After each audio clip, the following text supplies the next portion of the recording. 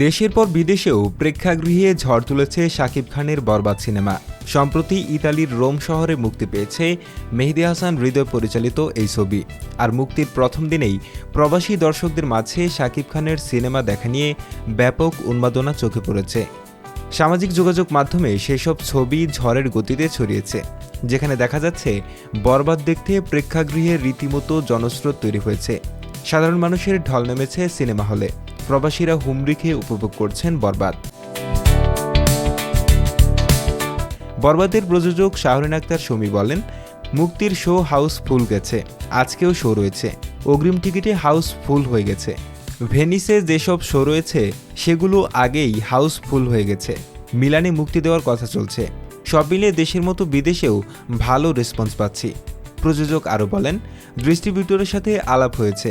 তারা জানিয়েছেন দর্শকদের এমন চাপ যে আগামীতে আরও শো বাড়ানো হচ্ছে। এদিকে ইতালির পাশাপাশি শাকিব খানের প্রযোজনা প্রতিষ্ঠান এসকে ফিল্মস ইউএসএ এর পরিবেশনায় যুক্তরাষ্ট্র ও কানাডাতেও চলছে বরবাদ।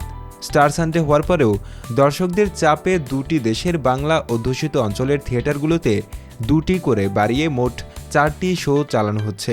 চলতি এপ্রিলেই বরবাদ মুক্তি পেতে যাচ্ছে অস্ট্রেলিয়া, নিউজিল্যান্ড, মালয়েশিয়া, ডেনমার্ক ও মধ্যপ্রাচ্যে। এছাড়া দেশের মুক্তির 22তম দিনেও বেশ ভালো চলছে সিনেমাটি।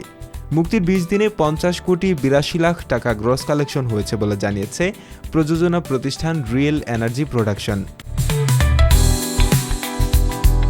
Mohammad Suman, GB television.